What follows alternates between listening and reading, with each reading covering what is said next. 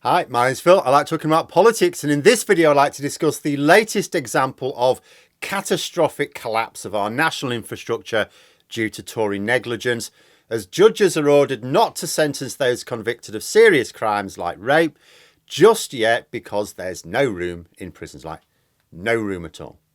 They're now going to have to free other prisoners early in order to make room. So much for all the talk of tougher sentencing. But first, if you'd like to be notified of daily news and politics, please subscribe to the channel. So lots of breaking domestic news right now. The COVID inquiry is getting very spicy. Hopefully I'll talk more about that later on, unless something else happens. More evidence that the Tories are casting themselves further adrift from voters. But yesterday, the story broke that our prison service has now basically collapsed. Cabinet Minister Tom Tugendhat, he was asked about this. That judges were being asked to delay the sentences of rapists and burglars and so on because prisons were full. He said he didn't know about it. Another example of a response from a Tory that is not the defence they think it is. Overcrowding in prisons has been a hot topic for a very long time. I'll link you a Byline Times article below from nearly 2 years ago where it warns that experts had talked about the serious overcrowding in our prisons.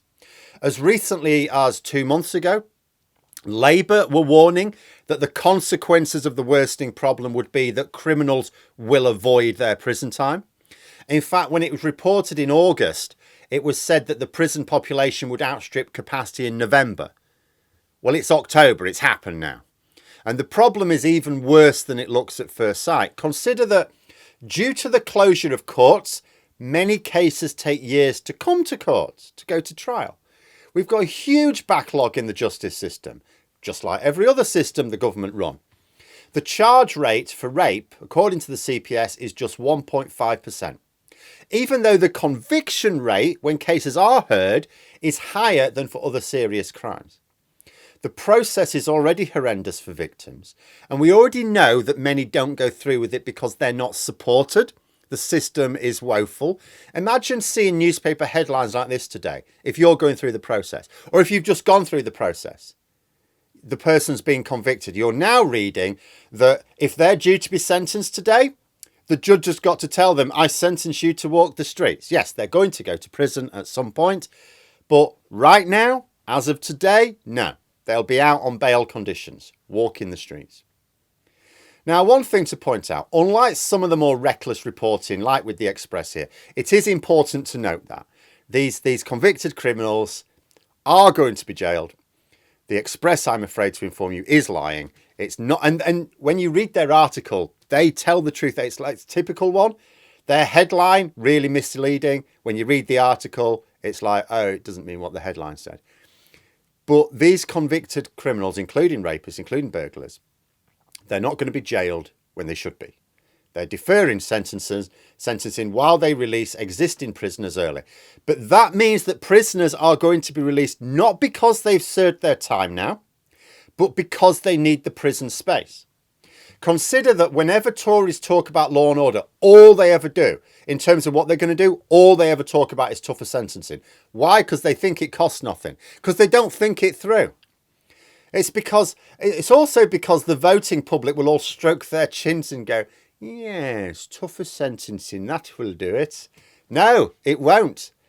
If someone thinks they're in line for like a 10-year prison sentence, they won't commit the crime.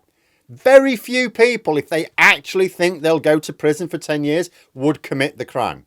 For the vast majority of people, not absolutely everyone, but for the vast majority, a long prison stretch is deterrent enough. If they think they'll be caught and convicted, it is deterrent enough.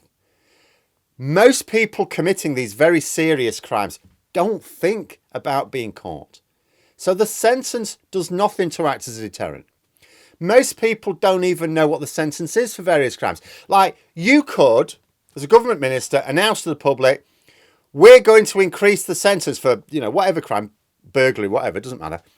We're going to increase the sentence for burglary to 15 years. And people go, oh, yes, that'll do it. That'll sort it. A few years later, when surprisingly it doesn't sort it, you could announce, we're going to increase the sentence for burglary to 15 years. And everyone go, yeah, that'll do it.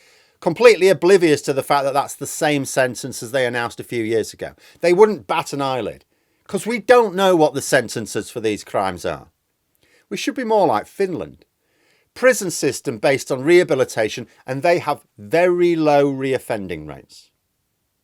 I mean, at least Labour talk about tackling the root causes of crime.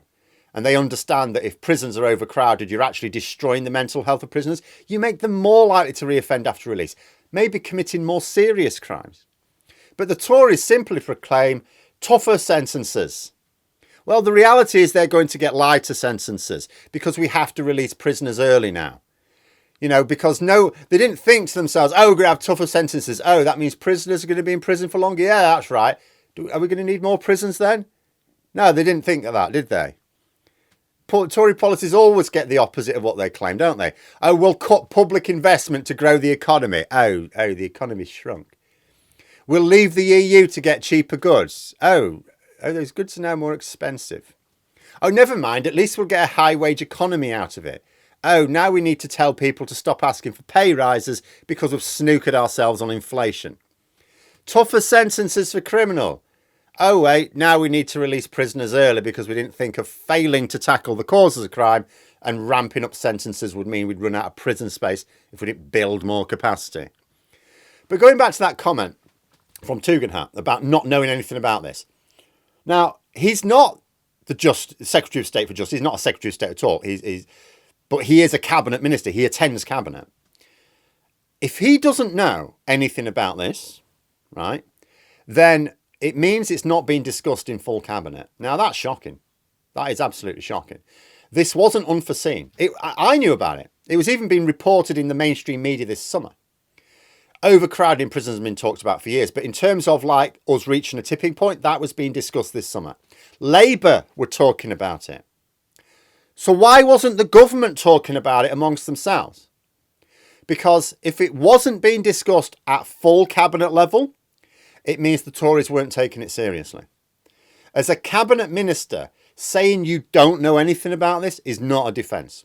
It's you admitting that you have no interest in the state of the country, because this was being reported to the public, and that your government is completely incompetent. Imagine telling the nation that this latest catastrophe was being discussed in the media well ahead of time, being discussed by Labour well ahead of time, but not being discussed by the Tory government you were a part of. In fact, so little was it discussed that a cabinet minister had, according to his claims, no idea it was even happening. That is a reason for a general election immediately right there. Never mind this Tory talk of November 2024 again, right now.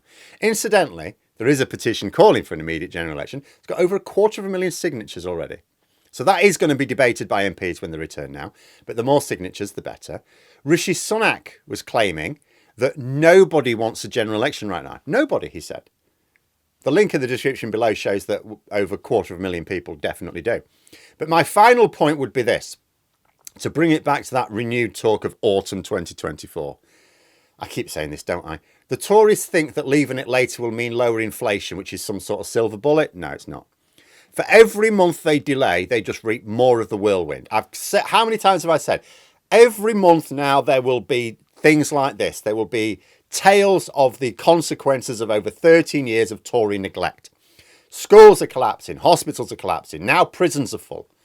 When Labour brought out that attack ad for the local election, you may remember it caused an awful lot of consternation. I myself said it was a bit beyond the pale. It suggested that Rishi Sunak doesn't think adults convicted of sexually assaulting children should go to prison. Well, as of today, if a judge is due to sentence someone who's been convicted of sexually assaulting a child, they will tell them they can walk the streets. Not permanently. That's my spin on it. They will be going to prison. But for this week, when they're due to be sentenced, the sentence will be, you're out on bail. They'll be on the streets. And that is down to Rishi Sunak. That's not just the Conservatives. Yes, the root cause of all this go right back to David Cameron, of course. But Sunak knew this was going to happen long enough ago to do something about it. And he didn't. The media were reporting on it. Labour were talking about it. Sunak did nothing. As with everything else, he waited for the shit to hit the fan and then decides he might do something about it. Because the plan now, ministers are working on a plan to release prisoners early, right, to make space so they can be sentenced. Why didn't they do that 2 weeks ago? They knew this was happening. They knew this was coming 2 months ago. They would have, the headline still wouldn't be good because it would be prisoners being released early. But that wouldn't be front page news with everything else going on. There wouldn't have been all these headlines of judges being told to delay sentencing for convicted criminals, including rapists, who are now walking the streets on bail. There'd be none of that. Why didn't he sort it out before? Because this isn't about politics. This is basic competence. He and his entire government are utterly incompetent and don't really care. And that's not a good combination when running a country. But there we are. Those are my thoughts. Let me know yours in the comments below. Hope you found the video interesting. If you did, please click the like button. And if you'd like to support the channel further, the join button for memberships. And until next time, I'll see you later.